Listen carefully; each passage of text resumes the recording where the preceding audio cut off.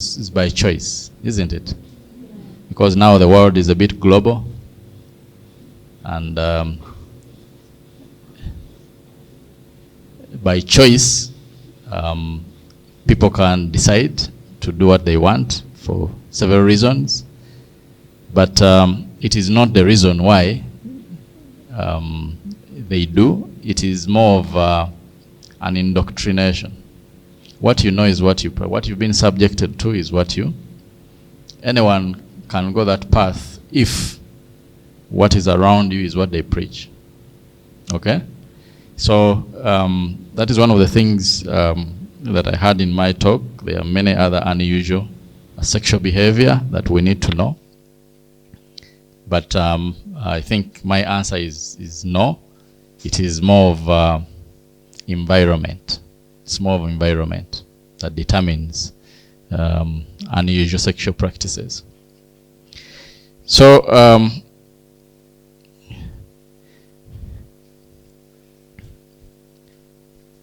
I prefer that we keep the questions.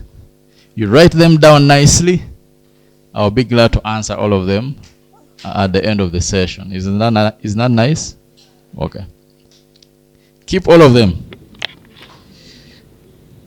So what happens, or what are the problems related to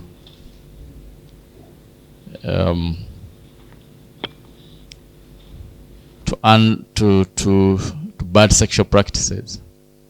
What are those you know? Yeah, sexual problems. Yes? Yes, so drugs, abuse, and drug misuse, which can lead to an addiction. Okay? And drug abuse, drug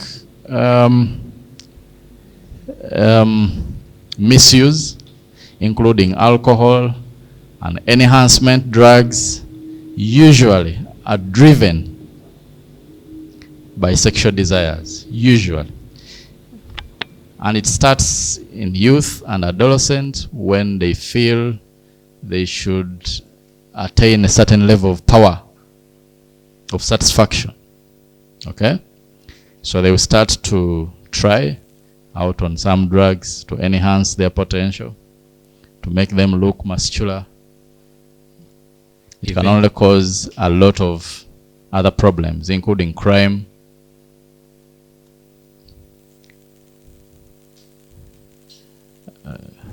use of force. It is the reason why you find a lot of teens in jail. It is the reason why a lot of youth feel untouchable because of the drugs. So it is a big problem all over, not just here in Uganda. So it's something we need to know about. What else? Yes, please. Sorry? Yes, so there is peer influence. Who are your peers? What message do they give out to you and the community? I think this brings us to your question. Why does someone choose to become a lesbian? Why do they choose to become a same-sex practitioner and deviate from what the majority call? It's because of peer influence. Why do people smoke? Why do people take alcohol even when they know of the consequences? It's because of peer influence. If your friend says this is what works, this is what is good, this is what you need, you are not a .com, then you try it out. And before you know, you're an addict, isn't it? Why don't you have a boyfriend? I mean, it's unthinkable. So, peer influence can not be underestimated. What else? Sorry? Mass media. That is social media. The power of social media is so strong that it can skew anything, isn't it? So strong, it is so strong, indeed so strong, that if you go on your phone and look at where you spend your time most, you'll be surprised. You wake up every day in the morning thinking of whose status is there, what have they put. You start caring more about what other people do than yourself. That is the power of social media. And there is indeed social media addiction now, much more stronger than alcohol and smoking combined. And it's a problem, isn't it? You go to meetings, people are on their phones. You go to church, people are on their phones. Couples are sleeping in the same bed. One is searching on the phone, the other side, another one. People are on an outing, a family outing, and everyone is talking to their phone. People are not speaking anymore. People are not conversing. Isn't it? So social media and the power of social media is so powerful, you always feel you want to see that next thing they are put there. Because you feel so much about it, you even feel you have to forward it to.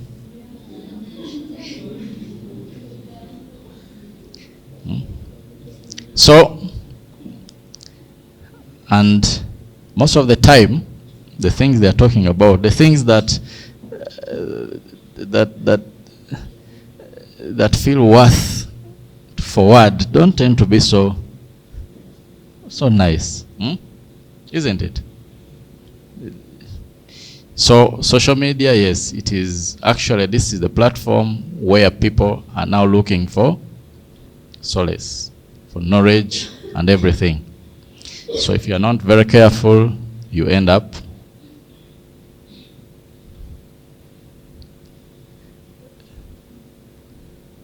a victim of social media.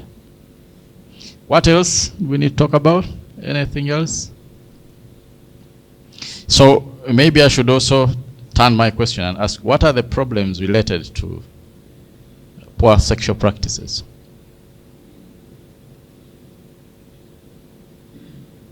Yes, please.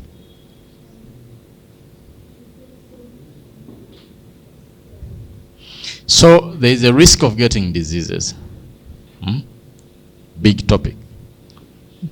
STDs, STIs, HIV,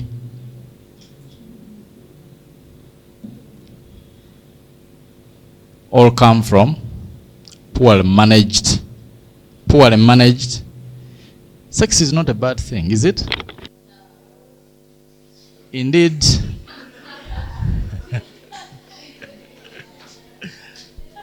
Yes, it's not a bad thing. It's otherwise, if it was bad, I think it is us human beings on earth who misuse God's creations, isn't it?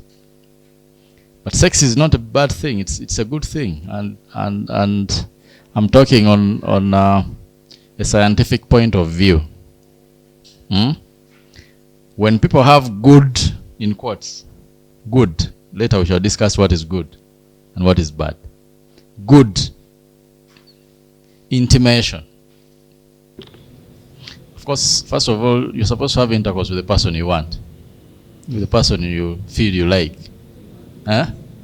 Human beings are not like animals, that when they have this pheromone thing I talked about, they share. And after sharing, everyone disappears and goes back to their business. Tomorrow the animal doesn't know what. Yes. But humans have a high level of sophistication that they can control and decide, isn't it? So STDs, STIs, hepatitis B, gonorrhea, syphilis, and now we have HPV, human papillomavirus.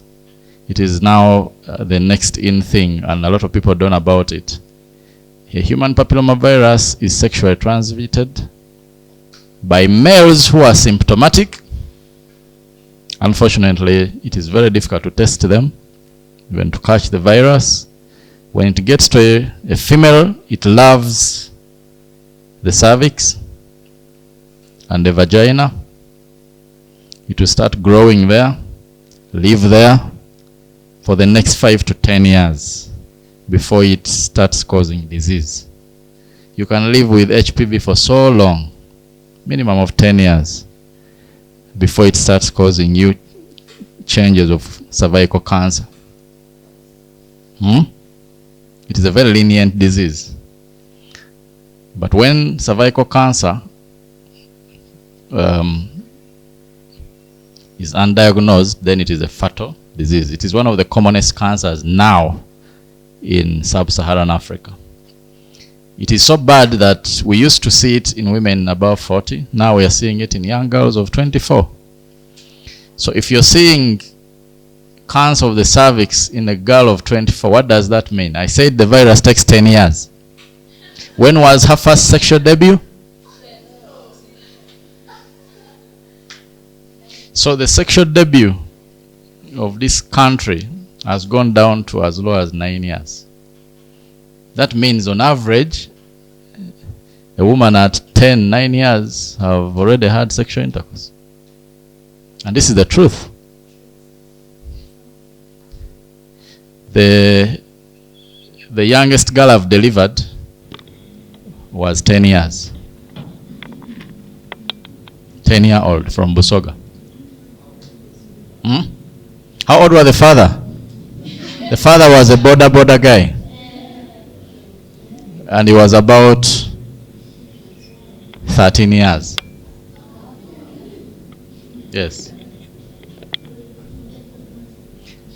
So HPV, the way you fear HIV, the way you fear hepatitis B, the way you fear gonorrhea and syphilis, the way you should fear. What does this mean? Most of you, when you go to screen for HIV, for rather STDs and STIs, you screen for what you know. Let's go for an HIV test. HIV test, negative. Once HIV test is negative, the rest belongs to God. HPV. So, in a way to try and reduce the spread, the government has come up with vaccination. So every woman who is below 15, we're targeting girls between 9 and 15. So the thinking is that they've not had intercourse. Now with the sexual debut at around 10, it's tricky. 2, we're also targeting women who are virgins. I don't know if does anyone qualify in this room? Yes, you might find like half of this room are virgins.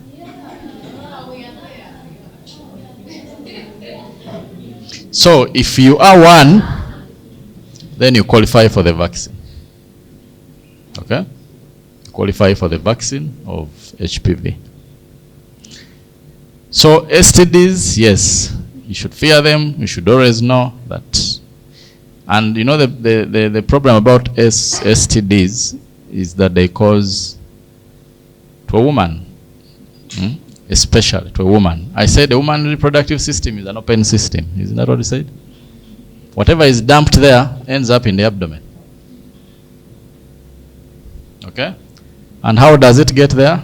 Simple. A man deposits 20 million sperms at every ejaculation. If they have an infection, each of these sperm will carry about 1 million bacteria.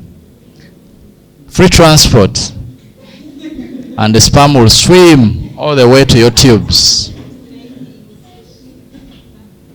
So if you have 20 million sperms plus 100 bacteria each carrying, how many bacteria are those in your tubes?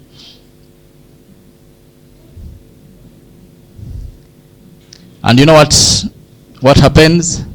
When the bacteria carried along the sperm swimming, when they reach the tubes, the sperms will die. and they are very nutritious to the bacteria. So the bacteria will feed on them and grow and multiply and cause havoc. So that is how bad it is. It takes one sexual encounter. Men are also not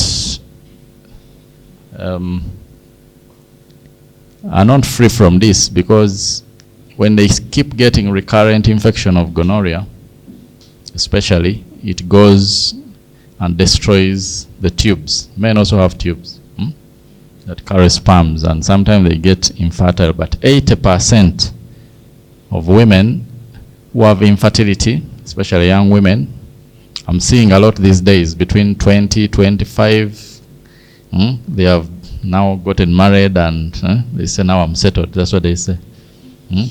After enjoying life. And women are very unlucky that it takes them one sexual trial.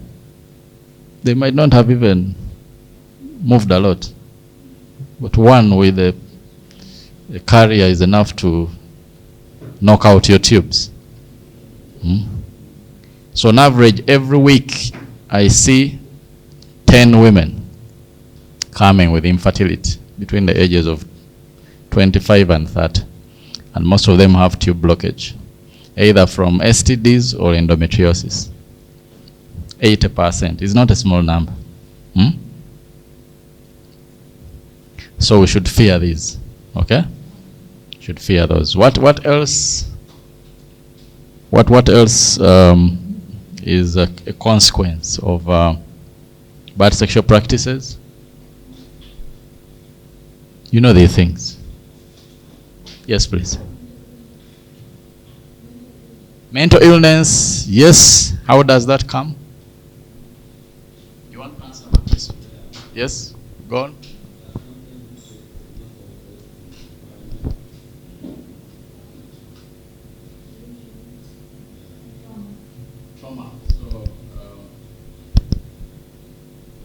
Trauma arising from infertility. Infertility causes a lot of mental illness. Imagine someone has invested a lot into this marriage, and then the next thing you hear, the man is will you survive? You get depressed, isn't it? Society demands that a woman must have children for some reason. And when you're in marriage more than 2 years and producing nothing, then everyone starts pointing at you as, that's what they do. And that causes problems. We talked about misuse of drugs. It's a mental challenge. If someone tells you have HIV, isn't that depression? It's a mental challenge. Coping with ARVs for the rest of your life. So yes, mental issues is becoming an in thing for the youth because of what surrounds sexual health. What else? What about pregnancy? Unwanted. And what do unwanted pregnancies cause you? Abortion, isn't it? Unwanted pregnancy equals unwanted, rather unsafe abortions. And unsafe abortions will cause a lot of problems. Yes, please.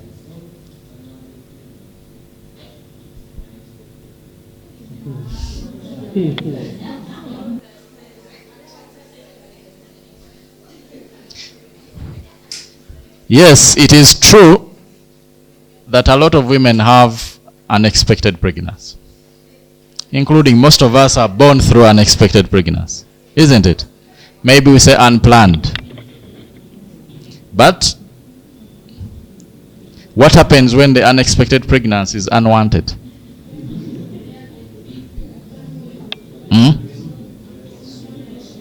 And if you're lucky that you know the owner, Because most times we don't know the owners. How? Because women have multiple sexual partners. Today you are George, tomorrow you are Moses, the other day, and this happens. So unwanted pregnancy equals unsafe abortions. Unsafe abortions, unfortunately, a lot of girls die. The ones who survive have severe complications, including infertility. Okay? Isn't it? Sex slavery. It's a business. It's a business. And they target young, beautiful women like you. Because men out there have the money. And they have the resources. And that's what you're looking for. Isn't it? So they target you. So sexual slavery is a business both within and without. And it will definitely cause this cycle of problems we are talking about.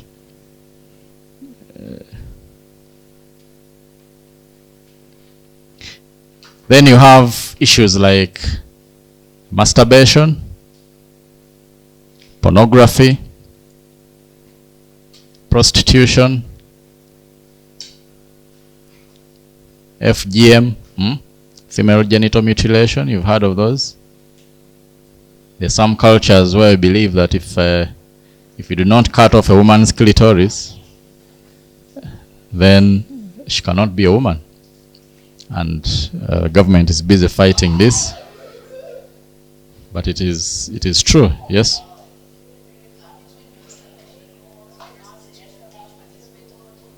Someone is asking, I think I should give her a microphone to ask. I was asking, between masturbation and prostitution, which one is better?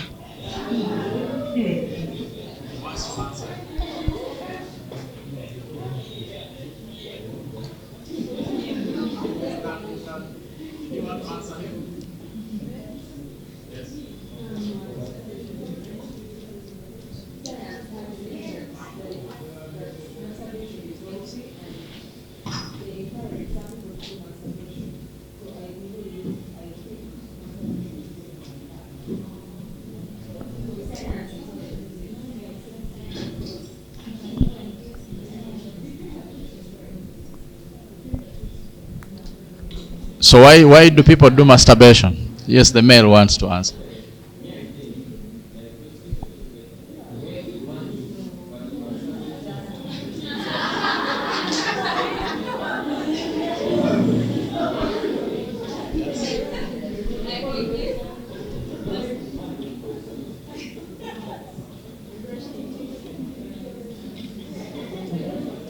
So prostitution means you can sleep with anyone for, isn't it? You're selling your service. These days they don't call it prostitution. What do they call it? The way they package it better. They call it a jange. So if you are going to encounter several partners, then obviously you have a risk of going through all the things we've talked about. Masturbation, on the other hand, you're going solo. Some people say, for me, I'm self-contained. When I move out, I go with I don't need a man, I don't need a woman. But all that is done for one thing: satisfaction. Isn't it? So, my question is, would you rather have someone satisfying themselves or satisfied by others? Which is more risky?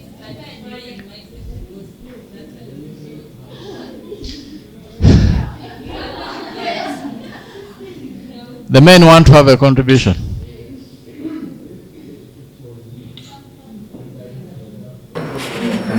was, let's say, sexually like that.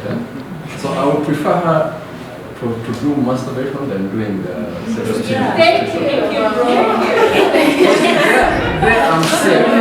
I think it is a little more obvious that you should rather have someone doing masturbation than someone doing prostitution, isn't it? But the problem is, what is the limit of masturbation? Because we cannot say that masturbation is entirely okay. When you're smoking or when you're taking alcohol, when is enough? What is enough?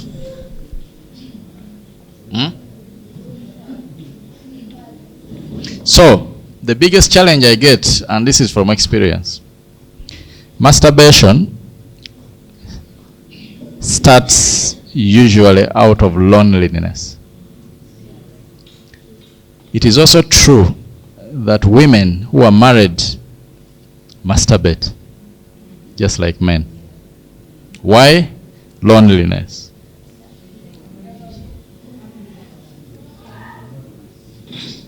Because they don't get satisfaction, isn't it? I earlier mentioned that 50% of women don't get an orgasm. They're anorgasmic. When you go and search what we call anorgasmia, you'll know what I'm talking about. So they will resort to. Now, the problem we have is that even teenagers in schools, that's where they learn the habit. Most of the teenagers in schools are doing masturbation. And when they continue doing masturbation, it becomes... Yes, please. I have an American friend. She told me, like, she got so, like, she's so tired of me. So she's like, Doreen, I got tired of you. And I'm like, okay. And then she showed me the sex toys. So these days, some ladies prefer using sex toys. There are sex toys that dildos. There are some dildos that are like the real thing, and then there are the other dildos that are round, the small ones that only hit the clitoris. So, you just go to the shop and pick what works for you according to you, to what you want. You know what? I and my dildo do not fight. Yeah. When I'm pulling, my dildo does it for me, and then no diseases, but you can go to a man and then you get those diseases. Nothing so disgusting like those diseases. And I don't know why with the men those diseases take long to come out. I don't know. But then for a lady, once you get it, it will come out immediately. So a man can have it and he doesn't know that he has it. So the woman is like, so Doreen, why not use a dildo and I satisfy myself other than going for diseases? A dildo has no feelings. A dildo is not going to call me tomorrow, stressing me.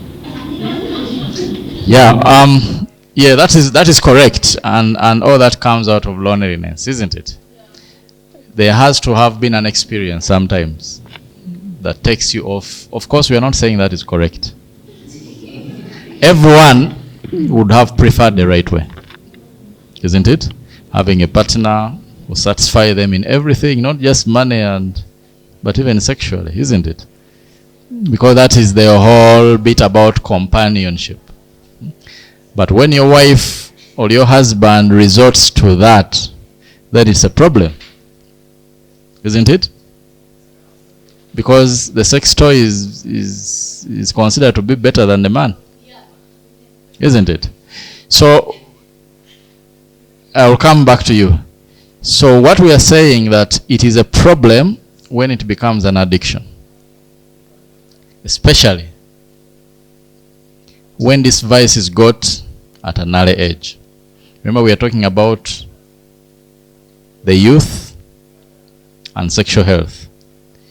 Now, when these young men and women start doing this early, before they're even exposed, so by the time they're exposed to relationships, it's sometimes very difficult to convince them that it will work, because they have got some sort of satisfaction. If you cannot do it for me, I can do it for myself. That is the attitude.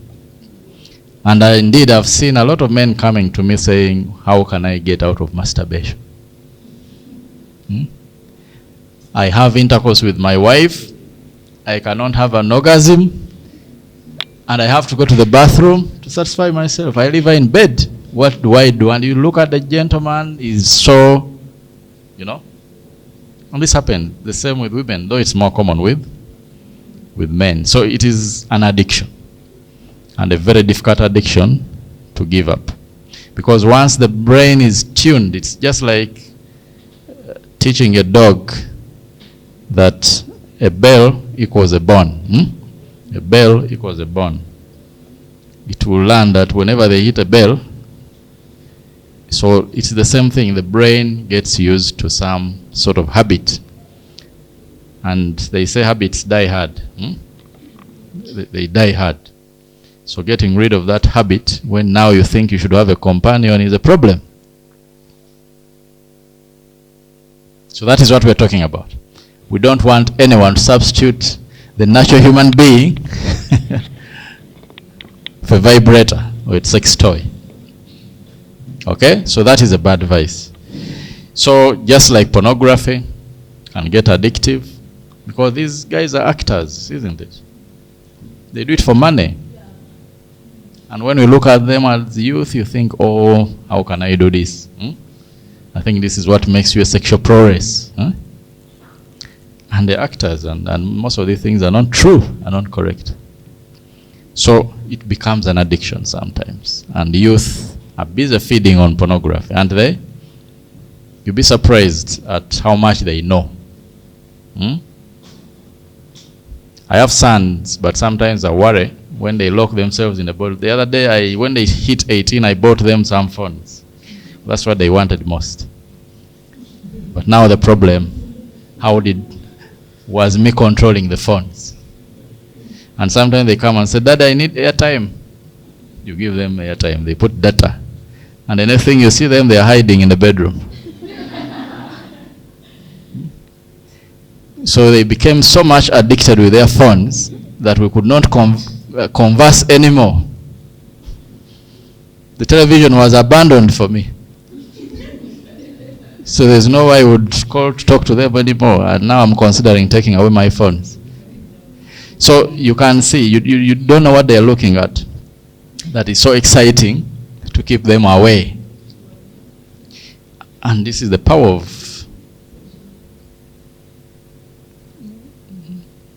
of being exposed.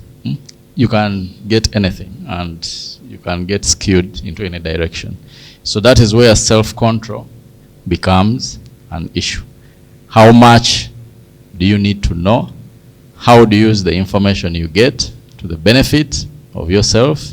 And how do you protect yourself as a woman, as a young man who still has a lot of life to live? Because little things like this can ruin anyone, isn't it? And sometimes it is hard to look back and say, I wish I knew. And lastly, there are so many exploiters who are willing and waiting for you, if you are not already exploited. Willing and waiting for you to destroy whatever you create. So I'm here just to empower you with knowledge about these things so that you know about them and you become ambassadors. Yes, I know you'll become mothers and fathers in future, but knowledge is power. You can only get a successful life if you keep yourself healthy, isn't it? So that they put top model. Top model means you're going to be on top of everything. Is there supposed to be a winner at the end of this? I'm sure the winner is judged by many parameters. And all around, it cannot be just the physical appearance. There has to be a brain behind that physical appearance that will be able to go there, stand, speak, and put information across to the many youth who are going to follow you. Because youth are following this. You are a very big conduit for us to pass our information that will touch the lives of very many youth that you are going to, even those who are not going to win, you're still ambassadors in your all ways. That's what I believe. It's not really about who will win, but how do you get out of here? And Top Model has done a great job to bring many people to talk to you in several ways, different ways. I'm sure you've gained all sorts of information, and by the time you leave this house, you'll be much more different, isn't it? So thank you very much for listening to me, and I would entertain any questions if you have any. The normal circumstances we talked about the administration. Is there any other problem that causes that makes a woman not have children? There are many causes of infertility. We call it infertility. The first cause of infertility is by choice. You can by choice say, I don't want children, isn't it? There are people out there who would not bother having children. But the biggest causes of infertility are three. One, anything that causes tube blockage. And those are the many that come out of the talk that we have had. Unsafe abortions, STIs, STDs, endometriosis, fibroids, anything that will obstruct that pathway. And that is why women are so vulnerable. Every time you have intercourse that is not related to conception, you should already think twice, because our experience is that men don't care. They will get you a pregnancy, and the next day they will tell you, I don't know you, I don't think I've even ever seen you anywhere. The next thing, you go for an abortion, and the truth is 5 out of 10 women you see with infertility have had an abortion. It is also true that it is rare to find a woman, a young woman, who has gone to high school without having an abortion. It's becoming scary. Yes. So I said it is rare. And that is the truth. For us, we see these things every day. So you are not far away from that truth. Any one of you here can be a victim of a pregnancy. So as long as it would be unfair if the pregnancy came out of a rape. But even a rape, all women have seen, most of the women I've seen that are raped, especially young women, there has to have been a push. It is either at parties, alcohol, and most of the time the people who rape them are the people in their circles. Or to an indecent dress code, there has to be an attraction. Usually there is something, a trail to a rape. It is rare that you're walking in the middle of a road and someone jumps on you. So, to answer your question, yes, there are many other causes of infertility, but the common one is that one, tube blockage. And you have all the powers to avoid all the causes of tube blockage, from STDs to abortions. Even the fibroids I'm talking about are a result of delay to have children. Sometimes women are focusing so much on their career that they forget to have a family. And they want, these days we are seeing a big trend of women above 35 coming to have their first child. They're either making money, they are reading books. 35 and above is tough. Usually it is a little hard for most women to have children. And lastly, the males. Males are also infertile. It's not a thing of a woman. 20% of infertility is male. And though not very common, but it is true that also males have infertility. I'm sure most of the girls do not know what an ectopic pregnancy is. And most young ladies end up losing like one fallopian tube because they don't know what an ectopic pregnancy is. Yeah? maybe someone is raped, maybe someone has had sex willingly, and then this pregnancy goes to a tube due to different reasons. And then you take long, maybe you've not gone to hospital. Then by the time you're there, like it has already worsened and they have to remove this tube.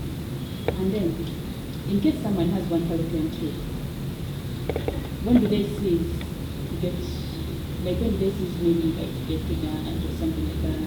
Does it have an age? Okay, thanks for that question.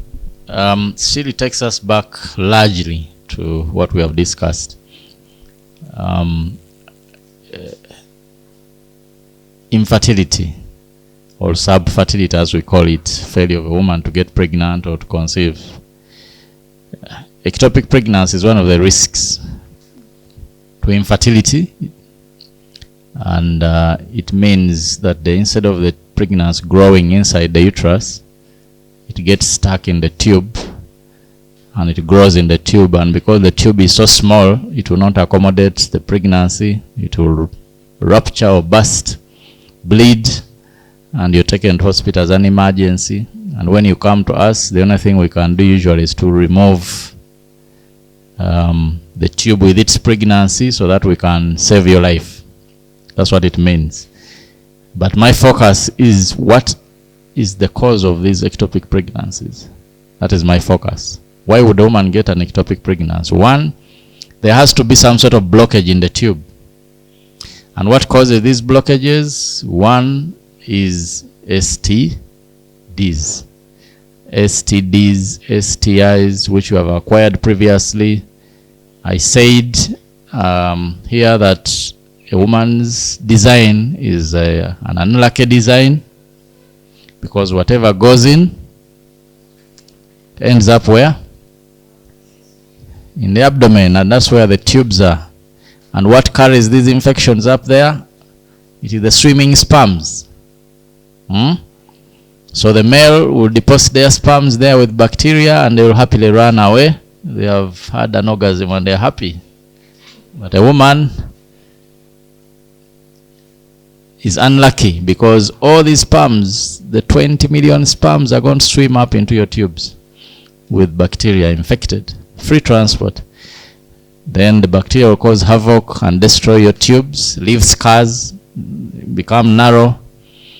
And when you want to have this baby so much, you either fail, or if you're lucky to get a pregnancy, it might end up getting stuck in the tube. They remove the tubes, and the only thing you're left to do is have an artificial pregnancy.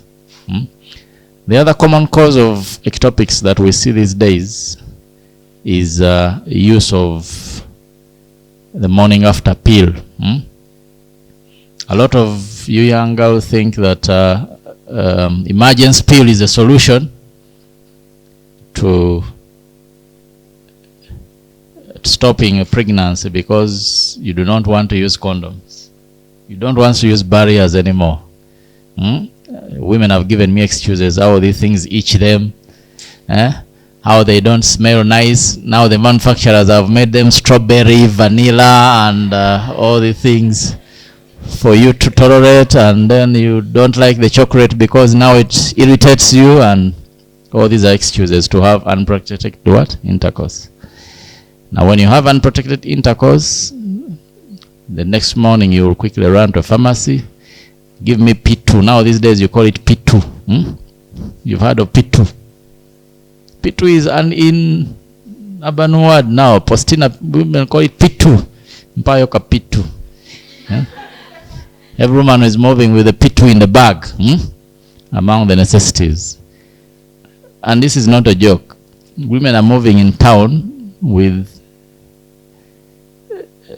emergency contraception, not condoms. These days they have dropped regularly. It means one thing, that you need a good method of family planning. That's what it means.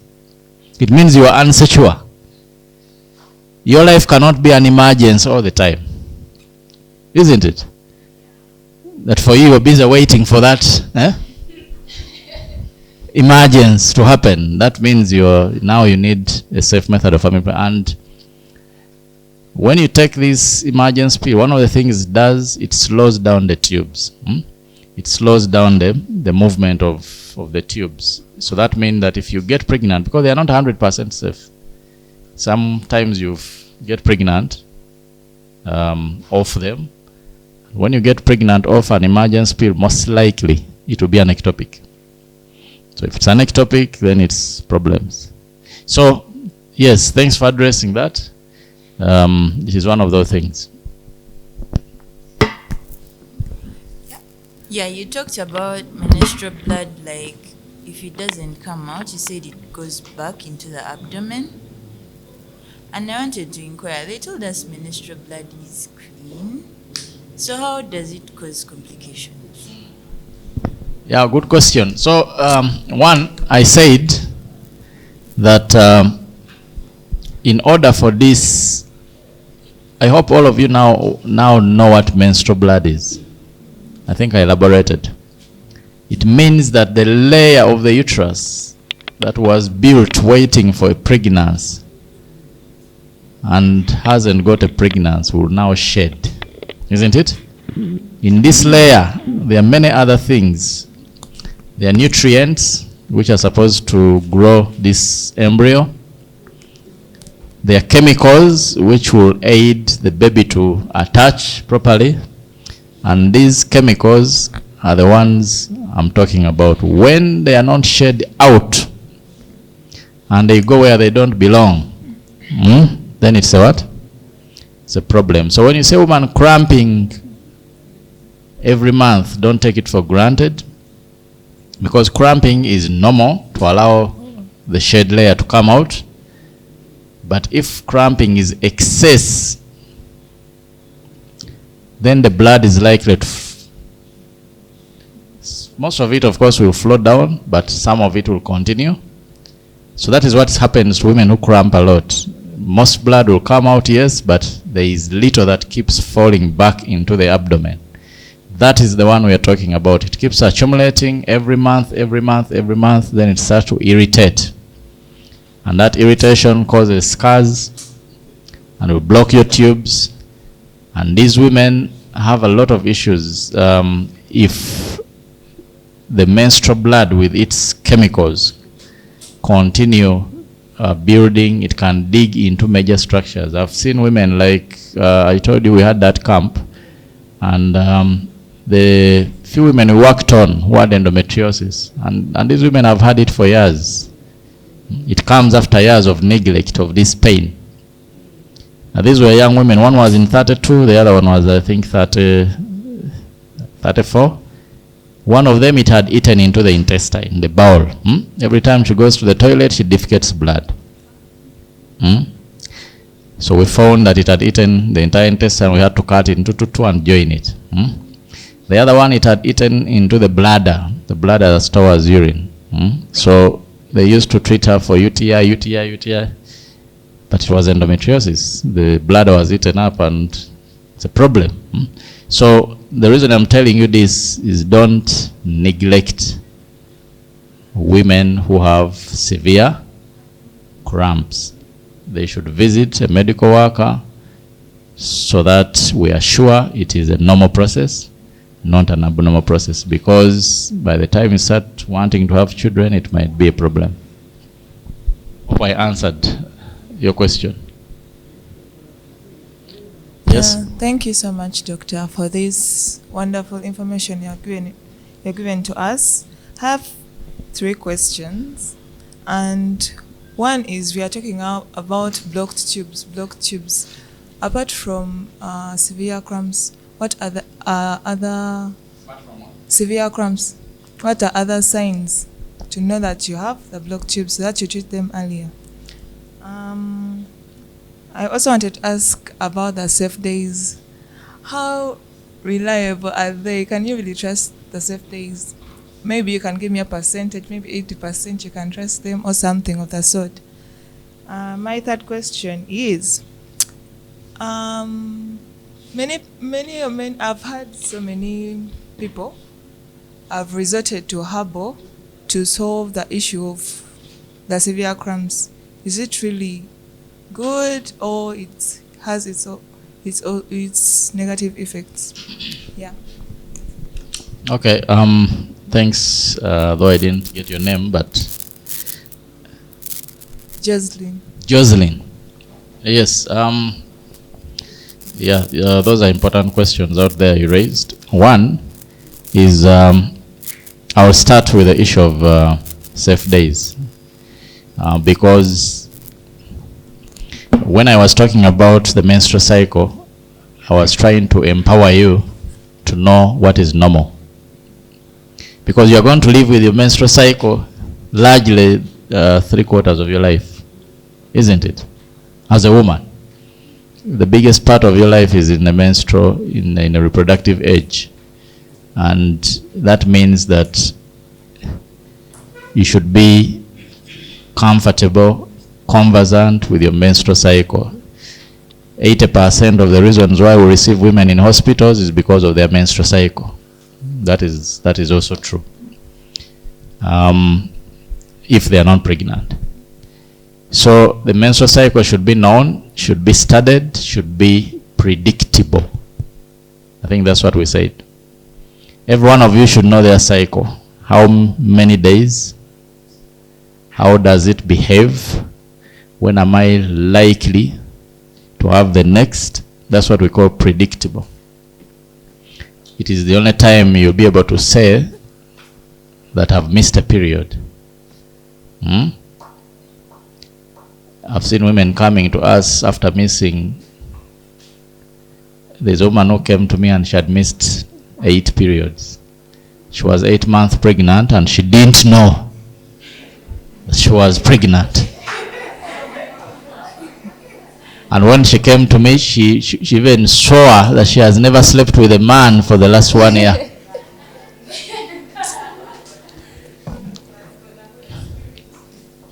So you don't want to be like those. You don't want to be like those. So you want to know when you have missed a period and check and see you're pregnant if you're sexual active. And if you're not sexual active, at least you find out why you've missed a period, because it's also not... when you miss a period, we said, it means that your hormones, your eggs are not ovulated. That's what it means. If you are not using any drug. And that is a sign you should report to your doctor if you miss more than 2 periods without using any drugs. So, in order for safe days to work, your period must be predictable. That's number one. Predictable in a sense that you know how many days. The normal should be about 28 days. Average. Most women have 28 days. But of course we have outliers, what we call outliers. Outliers are those who have a very short period, 21 days and less. I've seen women who have a very short period. That is, they can only get pregnant if they have sex during periods.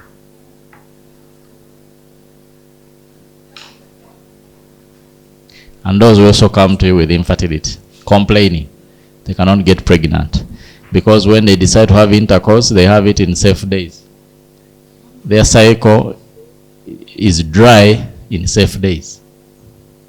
Then there are those who have a very long cycle, 45 days. They have to wait for ages until they get their next period. So we are not talking about the outliers. We are talking about those who have a predictable 28-day cycle, also maybe 30. 28, 30, you know. If you have that kind of cycle, then you can have what you call, you can comfortably calculate safe days. How do we calculate safe days? It is simple. We know by science that the egg lasts in your body for just 2 days. When you ovulate, 48 hours and it is destroyed. The sperm can live in a woman between 2 days and 5 days. Not more than that, unless it's a super sperm. So, if that is the case, Then we also need to know, when does a woman ovulate? The woman ovulates at least between the 12th day and the 16th day. So if you have a predictable cycle, day 1 is when you see a flow, isn't it? Day 1 is when you see a flow, not when you finish. Then you count up to 12 days. 1, 2, 3, 4, 5, up to 12 days. From 12th day up to the 16th day, that is when we consider you to be ovulating. Isn't it? Some women will ovulate on the 12th, on the 14th day, mainly 14 to 16 days. 14 to 16 days. 14th day to 16th day. That is when most women will ovulate. But because the egg remains in the body for 2 days, we give you another stretch of 2 days. We go up to 16 days. Because we also know that the sperm stays in the body for 5 days at most. That's why we count back up to, if you want to be even more secure, you go up to from 10th day. So if you had your period on the 1st of July, then you count up to 10th day. You know why we stretched back. So from the 1st up to the 10th day. That means that if you have your period for 5 days, from day 1 up to the 5th, you have these 5 days as dry, isn't it? Those are safe days. Then you omit any act of intercourse unless protected from the 10th day up to the 16th day, isn't it? That is the unsafe window for that one who doesn't want to have a child. But for the one who wants to have a child, this is when they have a marathon. So from 16th day up to when you'll next have your period, remember we said it's predictable. That is the longest safe window. And actually you will tell women that after 16th day you can never get pregnant. Because the egg is gone in this first part of the window, but the last stretch of about 10 days, depends on how long your cycle is, that is very stable. So from 16th day up to whenever your bleeding will happen again, there is no way you can get pregnant. So I've seen women coming to me saying that I had intercourse, I expect to get pregnant, what can I do? Then you ask them, when do you expect to have your periods again? 2 days from now. Then you're lucky, go home. So you need to know your period. It has to be predictable, then you can. There are women out there who are using this as the only method of family planning for years. But there's a disclaimer. You can only use this if your partner is also cooperative. Because you put a calendar there, there are even beads these days that they distribute. There is even your phones these days. There is a beautiful app on your phone. You don't want to stress you, just put in your first date, it will calculate for you. But then you also have to take a screenshot and send it to your boyfriend and hope he will comply. Isn't it? Because if a man can't comply with this, then it's useless.